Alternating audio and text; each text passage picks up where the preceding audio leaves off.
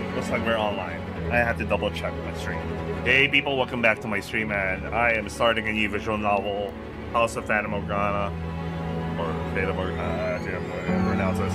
But a lot of people had recommended this at around the same time when I was getting started with Subahidi, so, and they were telling me it's one of the more excellent time of work, so I'm looking forward to the story. A lot of people praise the story. Anyway, let's get started. Jump right into it. Multiple endings. There's 8 endings. I'm gonna start out blind.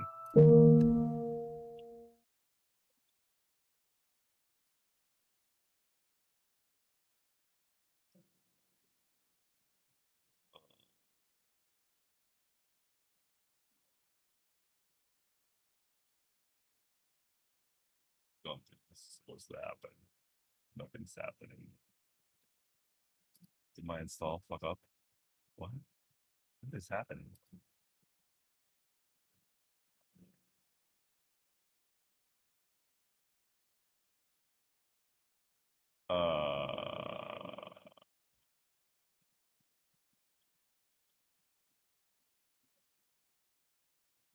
Let's try again.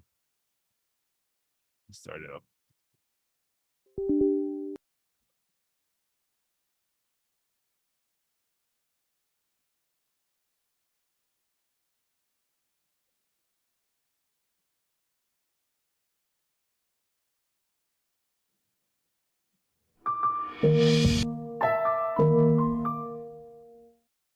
Okay, this game contains pictures of blood, graphic violence, and other potentially disturbing content. Additionally, certain characters. Okay, yeah, you get that shit.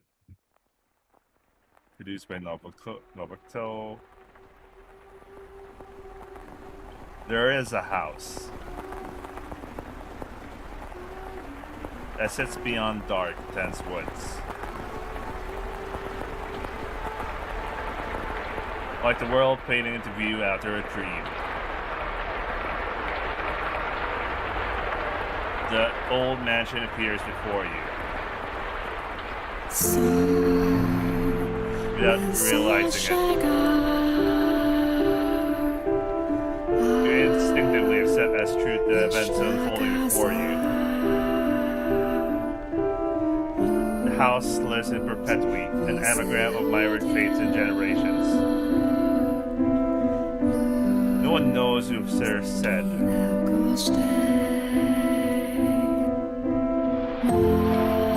That the mansion was cursed.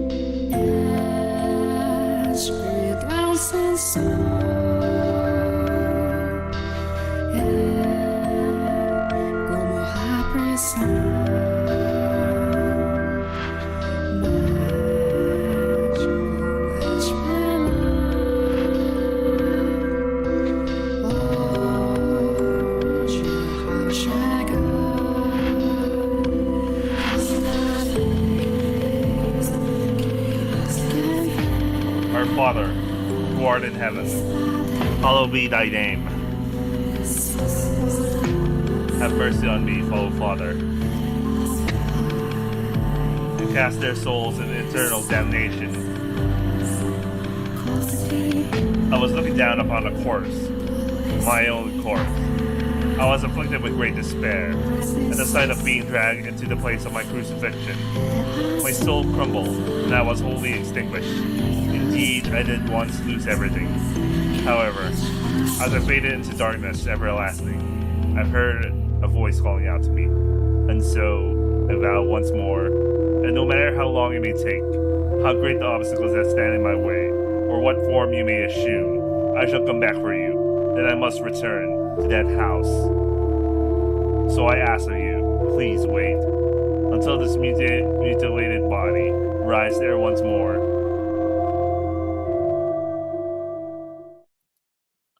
Your consciousness, wavering like a ship at sea, was slowly drawn back into the surface. Sir, with each new breath, feeling gradually returned to your fingers. Master, you could hear the pattering of rain from somewhere. Master, and the sound of crackling fire. Wake up, Master. Creak, creak, creak. Wake up. When you came to, you were rocking back and forth in a rocking chair. The room was dimly lit. Aside from the flickering of a fireplace, there was no other illumination. No light shone through the closed windows. There was only a pitter-patter of rain on the glass. It was as though the whole mansion had been enveloped in darkness. Oh, splendid. You have finally awoken. Somebody called out to you. You were about to search the room, but that turned out to be unnecessary. The source of the voice was crouching beside a chair, looking up at you with emerald eyes. Sorry, I always felt like he's coming.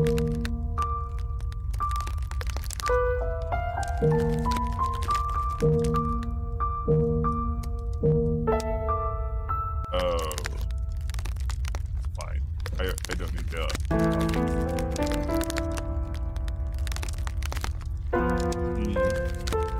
Good morning, Master.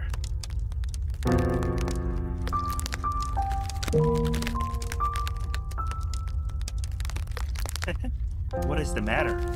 Are you still waking up? You seem rather drowsy. Calm now. You must gather yourself. Though I am glad to hear your voice. I have simply been waiting so long for this moment, tending to the mansion all by my lone self, ensuring it was ready for your return, whenever that time may be. When I caught sight of you through the window, my heart fluttered. The time had finally arrived. You were perplexed. This woman, who looked like a maid, seemed to know you, but you have no memory of her. What kind of herbal tea would you like to start your day with? I have some wonderful chamomile leaves if you would like. Or perhaps your tastes have changed since we last met. Tell me, Master, what would you like? I beg your pardon. I allowed myself to get too excited, but I hope you will be sympathetic, Master. I am just utterly elated that I can see you again. The woman appeared to be genuinely delighted that you had awoken, but she seemed to lack the energy typical of her age. Or perhaps light was more appropriate word than energy. But her gloom extended beyond the maid. It seemed to encompass the entire mansion. The plaster walls illuminated by the fireplace and the rose engravings and the ebony pillars felt vaguely familiar. But the crushing sense of claustrophobia overpowered that familiarity. It seemed as though the house was interested in accepting you just yet. Oh my. You do not seem to know who I am? Do you not know who you are either? That is quite a predicament.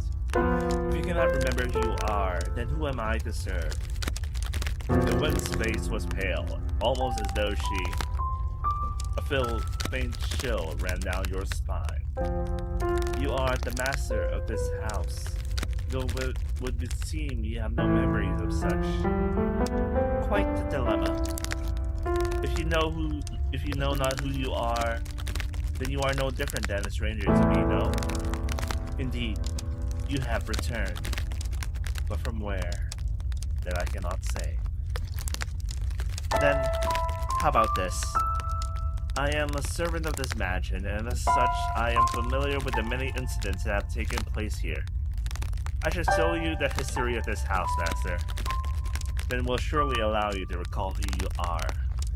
The freshly awakened gears in your head began to turn as you mulled things over. The maid had called you master of this house. But without a single mirror in the room, you had no way of seeing what you looked like. Unable to decide, you reflexively nod. Let us be off then, if fear not. I merely entreat you not to let go of my hand. Should you hold it tightly, you need not worry about being washed away with the waves of history. No matter what happens, you mustn't let go of my hand.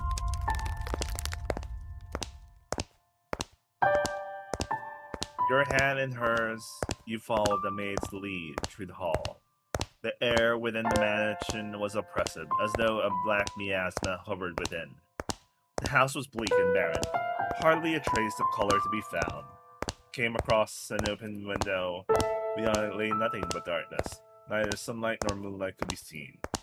There was no chirping birds, no rustling grass, no signs of life at all. Everything that would normally give color to the world had vanished entirely. The only other presence was that of the maid. Following her lead, you proceed through the mansion. After some time, you arrive at the double door with the glass within shattered. The door, once pure white, had long since faded into a dull gray. It appeared to lead to the back garden. You could hear children laughing on the other side. Though it is in the state you may see, a beautiful, beautiful garden once lay beyond these doors. The owner of the time enjoyed gathering rare species of rose from all across the world. At its grandest, it seemed every flower was in constant competition for the most majestic bloom. Would you like to see this wonderful era of splendor and prosperity? I can't do laughing. Voice it. I very much hope it is to your liking, master. The maid opened the doors in the back garden. A sudden gust of wind brushed across your face, forcing you to close your eyes as you followed the maid onto the doors. When you next opened your eyes, the world was no longer blanket than shadows. Interesting so far. Been liking it. Good stuff. 1603. Oh. The mansion had an alluring air of beauty about it in that era. It was almost like something out of a fairy tale. The spirit of history could be perhaps described as a symphony of destruction. A cumbersome principles of old came crashing down, free from the day-to-day oppression of the antiquated precepts that people seem to have back to the more poetic expressive ways of the old.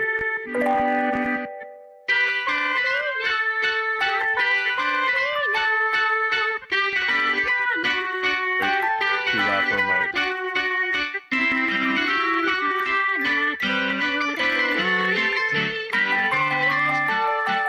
Anyway, they took these newly blossoming emotions in hand, and with them they wrote literature, painted portraits, and composed theater and found love.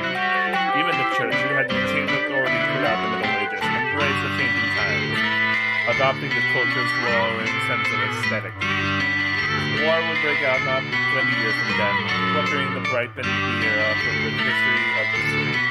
But that is of no concern to us now. At that time, it was still what people referred as the Golden Age, a period of furor for all who were there.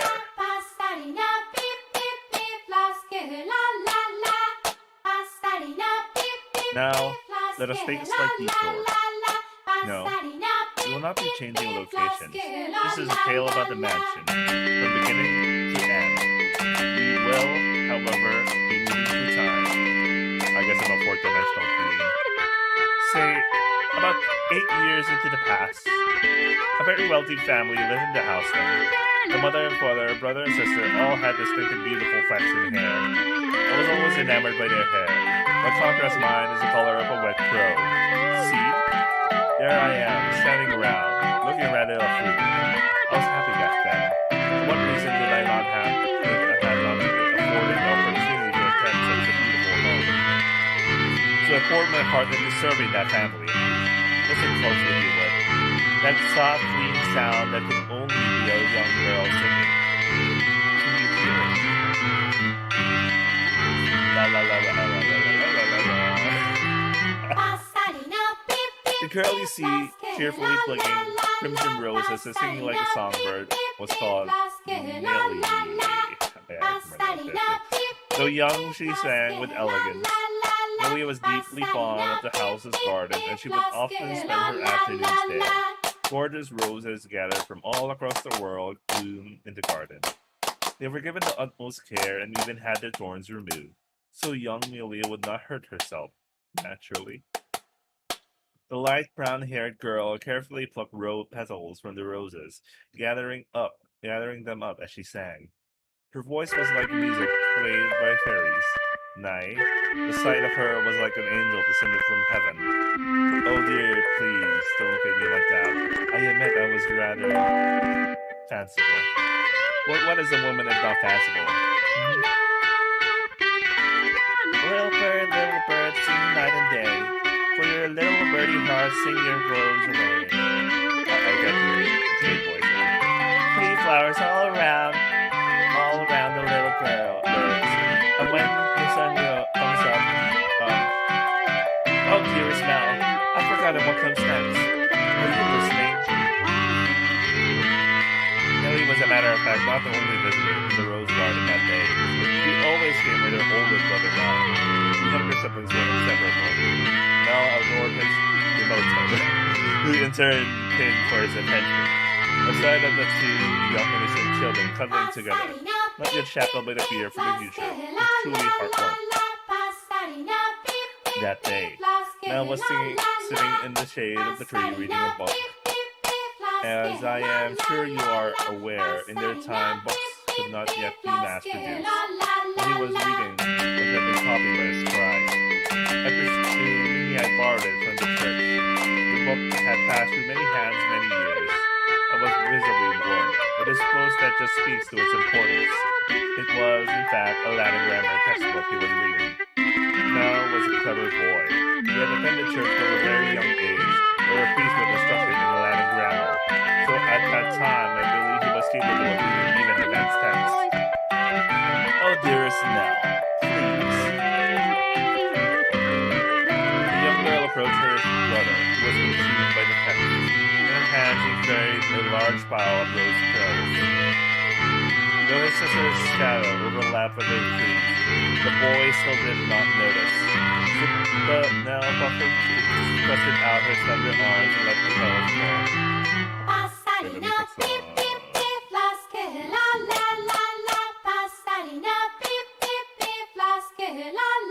Ah! Look at your hair, covered in roses, Mel. Oh, Melly, you got petals on the book. This isn't mine. I can't afford to let it get dirty. It's your fault, dearest Mel. I tried to get your attention. Besides, flowers won't get the book dirty. I must raise the white flag. When did my little lady find herself with such a sharp wit? While waiting for you, dearest Mel. I waited and waited, and you didn't so much as glance at me. An adult by the time you're done reading that book. Wow, that's soon. That's soon.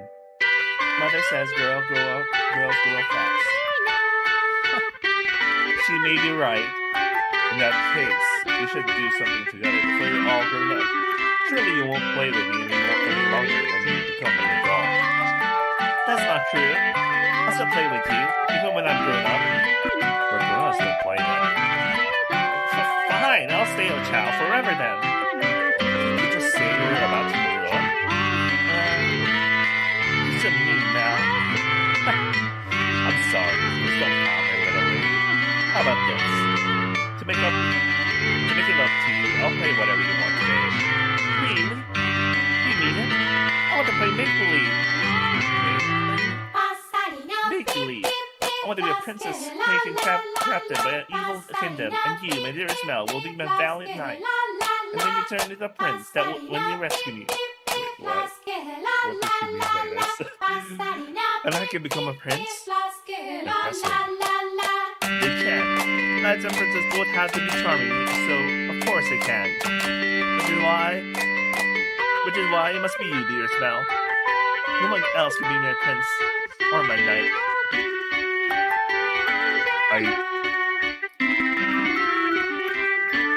While she may have appeared outwardly embarrassed as a rose-cheeked sister proclaimed tragically, I am certain he was smiling on the inside. What did she mean by this? After a few moments, he meekly knelt, bringing himself to eye level with Nellie and gently stroking her soft hair. All right then, you're my princess, Nellie. And not just anyone's princess, dearest Mal, but yours alone. So, Don't be anyone else's prince but mine, okay? Nelly. Jeez, my princess is quite the fauna. Is that bad? Does that make you dislike me? Not at all. I'm proud to have you as my sister, Nelly. You mean more to me than anything in the world, my dearest princess. I love you, dearest Mel. You'll always be my prince, forever and ever. Her mood quite improved. Nelly began humming the melody of the song she had forgotten the lyrics to. Holding the skirt of her dress from her body, the young girl pranced around the rose garden. Mel, his eyes on her back, gave a little shrug. Oh, Nelly, don't come crying to me if you trip running like that. But Mel was not entirely disapproving of her sister's excitement. He carefully brushed aside the petals on his book and set it on the shade of the tree and began chasing after Nelly. They were picturesque siblings, moving toward the hope, and at this time in their lives there was nothing to jeopardize that hope. Would it not be wonderful if children could stay children forever, Master? As I see it, though, the pleasant, gentle times in our lives have value because they come to an end. Wouldn't you agree? Time continues to flow, and poor to live without exception, and as such, everyone's childhood comes to an end. Indeed, as it may, does time also flow at the same speed for each individual? Oh, here we go. I like this question. Now, let's take a trip down the river of time. I would be very much delighted if we could remain at this point in time, but unfortunately, we cannot. Please, do not let go of my hand, Master. Shit, I need water.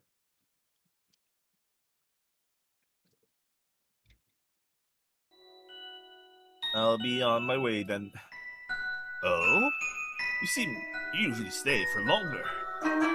Yes, I have an errand to run today. Thank you for your time as well, as always. Would you like the book back sometime next week? Next week or the week after? Hold on to it as long as you'd like. But surely there are others who would want to use it. None as sharp as you, Mel. Put yourself in my shoes and you'll understand.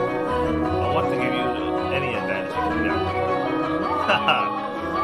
Oh? Do you not believe me? No, I believe you, Father. And I mean to do whatever I can not to disappoint you. That's the spirit. If you need anything, don't hesitate to ask. I'm proud to have you as my pupil. Ah, yes. And now, do consider what we were talking about. Going to university? Indeed. If you do, I can introduce you to some accomplished instructors. There is very little left for me to teach you, and I believe you would make a fine priest. It is an honorable thing now to devote yourself to the service of our Lord. He doesn't want to be called a priest. I'll give it some thought. If you'll excuse me now, I'll see you again. Our doors are always open. Farewell.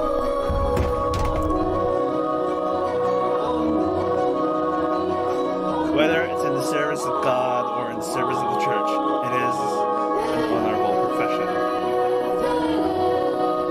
But theology, I wouldn't mind attending university, but I'm not sure if I'd like it. But I'd kind of like to do something different, something more benefiting of the times. As for what, though, I'm stumped. But I need to make up my mind soon. To drag my feet for so long, even my father is liable to grow impatient. Mercy me. Young sire, blessed young sire, alms for the poor. Ah, this beggar. If I'm not mistaken, he's been outside the church since last week. Alms? The way he shakes his head.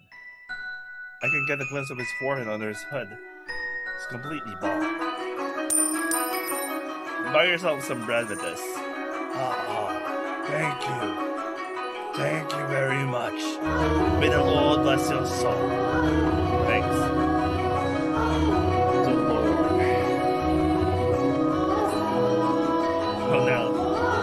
is going to be cross if I don't hurry home.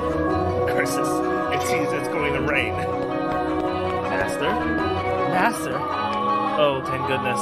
You appear to have firm grasp on your consciousness. I was afraid you had accidentally let go of my hand. Now, Master, this is the period of time I truly wish to show you. The boy reaching in the rose garden was now a fine, gentle young man. Nonetheless, he still bore the same gentle eyes as before, and he would, from time to time, show remnants of the innocent young boy. He was, in his own mind, still making the transition into his own life, as suspected. I'll be right back. I need to make some more. Coffee whistle. Narrating this takes a lot.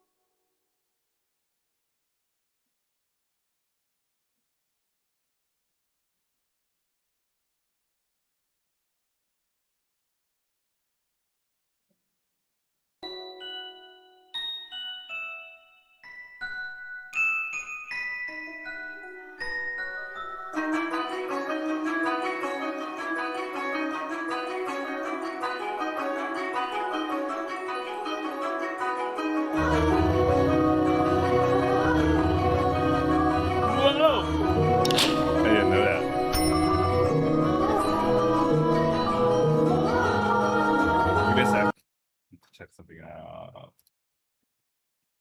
Kagami. All right, let's continue.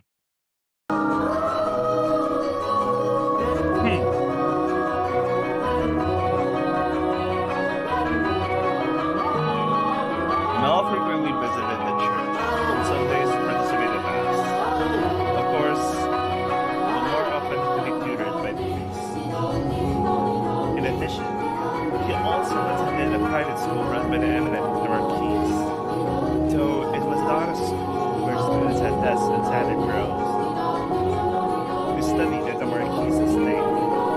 Secondary and higher education was not the same as it is today, and Mel was considering university. The priests wanted to recruit him to the church, but Mel was having difficulty on deciding what he should do. That he had such a choice is envious, is not.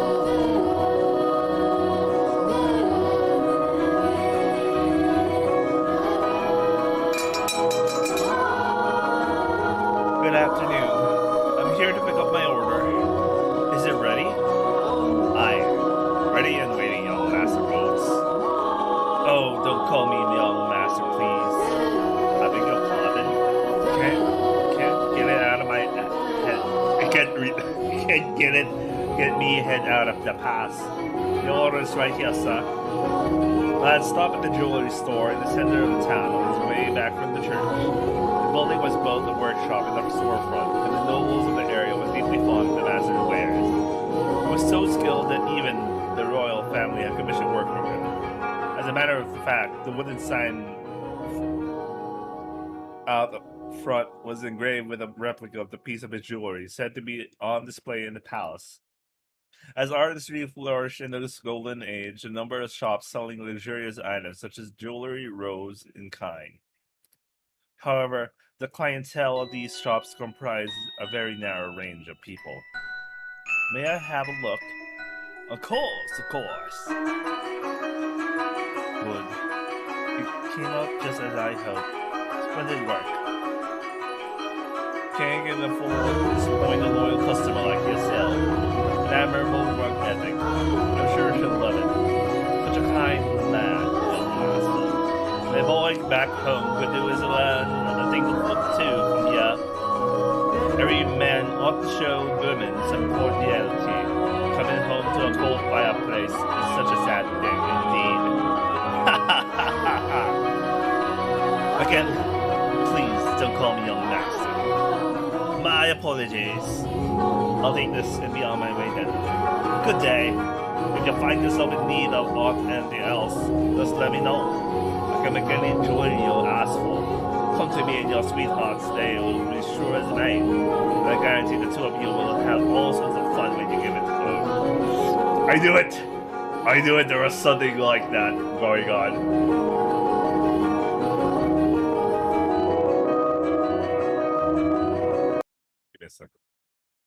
Okay.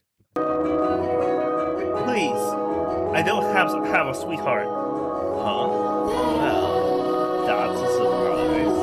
I'm sure many girls have been eyeing your hand too, young Mr. Rose. Fine family, good looks, charming, and your future's all but... I'll be on my way then. I'm in a bit of a hurry. Good day. Come by again anytime. Goodness. Maybe I'll say I want to study abroad or something. Patient as my father may be, that would certainly anger him. I can hear it now. You're wasting your God-given talents, boy. I could renounce my name and rank, go somewhere far away. That sounds like the kind of plan Nell would come up with.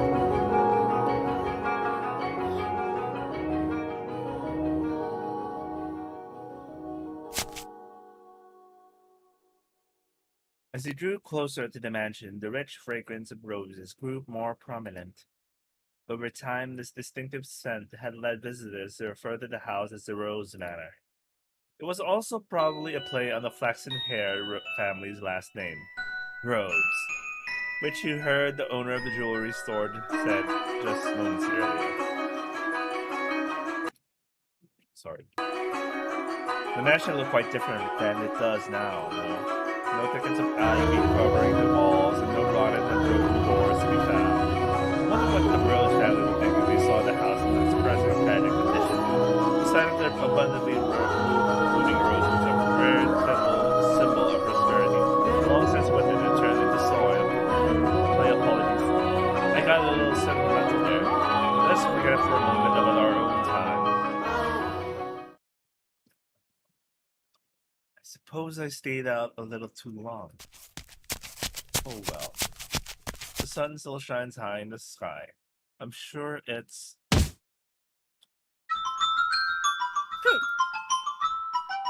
Dearest Nell, what took you so long? Where have you been? I've been waiting forever. Nell, you're not in the house. No, you're taking so long. I decided to wait by the gate, but you didn't even notice me at all. Is that any way to treat a lady? Oh, that slippery's got your head stuck in the clouds. I can't use the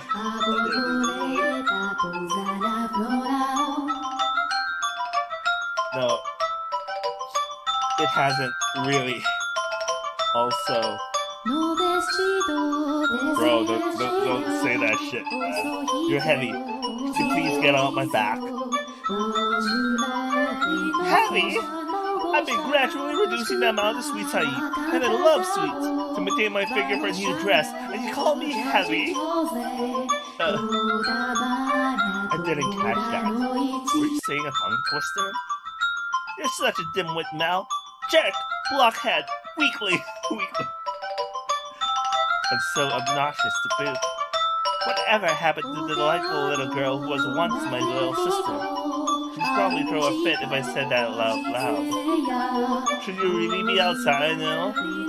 It's hard to start today's event. It's fine. You can call it a birthday party, but I know it's just about patronizing. It's obvious what father's true intentions are. He'll be gathering a bunch of boys from good families to look for someone to marry me off to. I have no interest in that at all. Don't be like that now. We're all here for you. Always enjoy what you can at the party.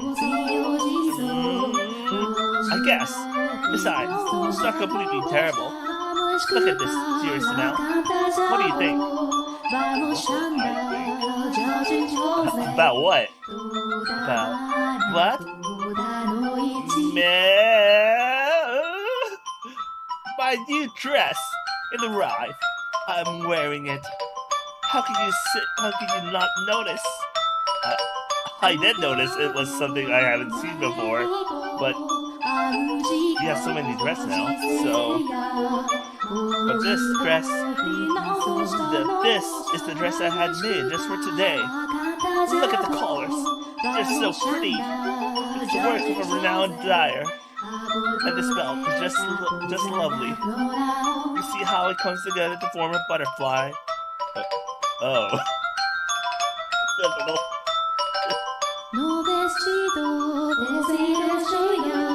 Oh. I'm just absolutely in love with it. I think I'll be wearing this dress for a while to come. Tell me, what do you think? Does it look good on me? Yeah, it does. It's pretty. In some ways, I guess she is still a delightful little girl. Oh, dearest Mel, I love you. Whoa, don't jump on me like that. Ah, oh my, you dropped something. What we have here? Wait, hold on. No, you can't have that yet. Is it a present? Give it back. I was going to give it to you later. I knew it. It's for me. Just what could it be?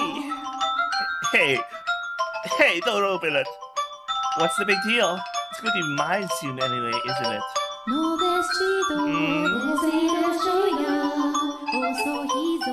Oh, I love it. A rose necklace. And this design. Those from the jeweler the royal family uses. Oh, my dearest Mel. You had this made just for me. Oh, gee. Purpose for you both for the party. Happiness is always better sooner rather than later, Mel. I think I'll put it on right away. There. How does it look? Oh, they actually put that. Nice. It looks lovely. My princess stoves the sweetest in all the land. Don't make such weird noises.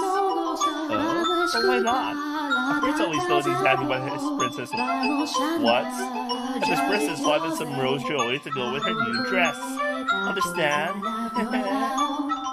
Jeez. I sure don't have it easy playing your prince now. It might be about your time to find a new one. A prince is a prince because you just can't find one standing on the street corner.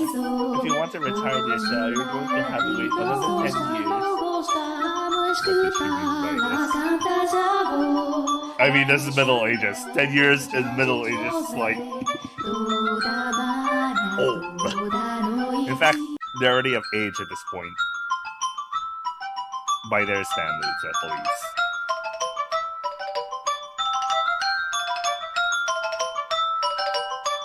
Like, I'm exerting too much energy that I normally expend just to read this thing.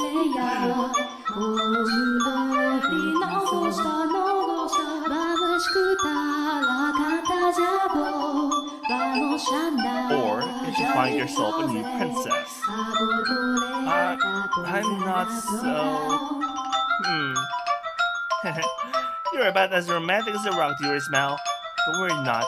Your adorable sister will always be your princess. What more could you want? Are you really allowed to be the judge of that? I mean, more to you than any other girl in the world, why not? Then that makes me a perfect princess. Hey, what was with that laugh and it'll be all over soon laugh? You're always telling me I mean more than anyone to you. Yes, you do. More than anyone in the world, my beloved baby sister. I'll take good care of that necklace. Thank you, my dearest Mel. Well, if you're happy with it, then so I am. You're very welcome. Now, back into the house with you. Can't have a party without the guest of honor. Do you know if anyone is here yet? No. I'd imagine they'll be here soon, though. Were you down at the church again today, Mel? Yeah, there was something I didn't know how to translate, so I went to look it up. Wow, so diligent. I can't say I really like the priest there, personally. Actually, kind of feel the same way. What? Really? Why? Oh, you know, I have many reasons. So even you don't always like the priest, huh? Let's skip Mass on Sunday then. We can go play no skipping of church. As grew the brothers, so did the sisters. That day, Nellie would be turning 14, and now 3 years her senior was 17. You saw it with your own eyes. This is too much energy I'm spewing just reading this.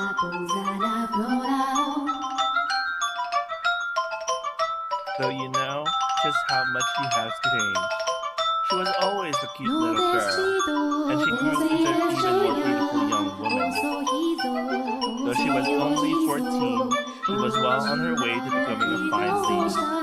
As for her character, but a girl like that has her own charms, would you not say? Looking down the river at time, the two siblings matured into healthy young adults, but the core of their relationship did not change in the slightest. Nellie was very much attached to her brother, and as much as Nell complained, he still cared deeply for his sister. Around the time the sun had become set, carriages started lining up outside as well-dressed aristocrats made their way into the house. As Nell had suspected, the majority of them were boys. I can't do the voice anymore. You know what? On the narration part, when I'm reading, the maid, if I don't see the face of the maid, I'm just going to be speaking normally, I guess, because I can't keep up with the voice.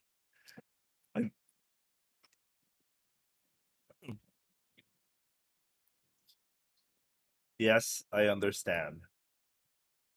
You didn't. You don't need to say anything more. Rose Manor, right? Okay, we'll go together. Me alone? No, please don't make me. The inhabitants of Rose Manor are surely living quite contented lives. I'm sure they don't remember a thing. Historia continua.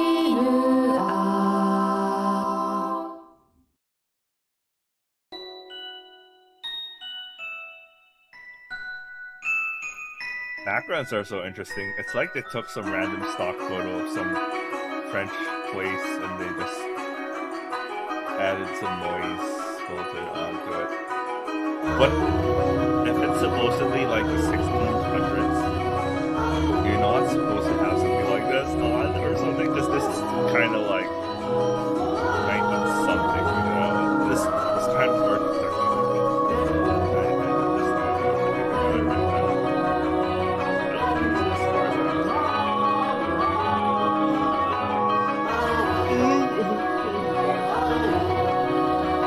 The room with the fireplace was always kept in pristine condition so they could entertain guests at any time. Walls colorfully decorated with tapestries and stained glass windows gave testament to their great fortune. I wish the description fits what you see in the screen, because it doesn't. Give me a second.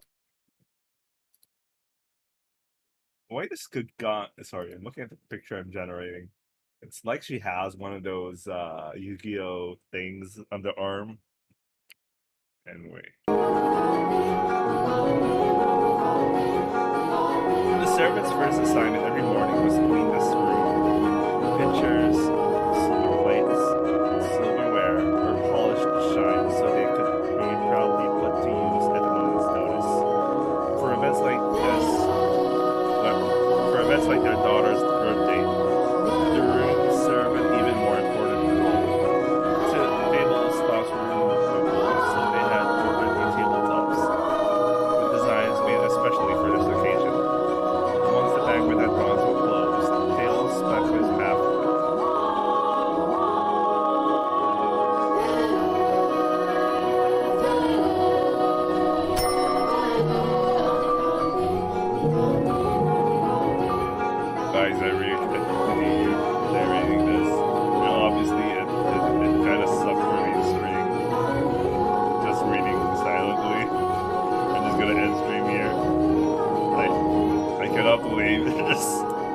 I probably only like stream like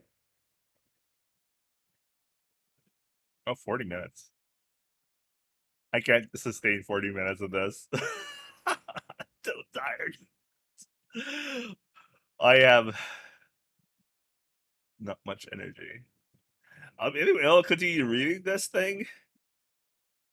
I just really can't go through it saying things aloud. I'm so tired. Anyway, I hope you guys enjoyed watching, and I'll see you guys on the next stream. On a game that doesn't involve me narrating, I guess. Or not too much. I got tired. Just yeah, I think my voice even changed. I think I overdid it. I overdid it for sure. Anyway, I'll see you guys on the next stream.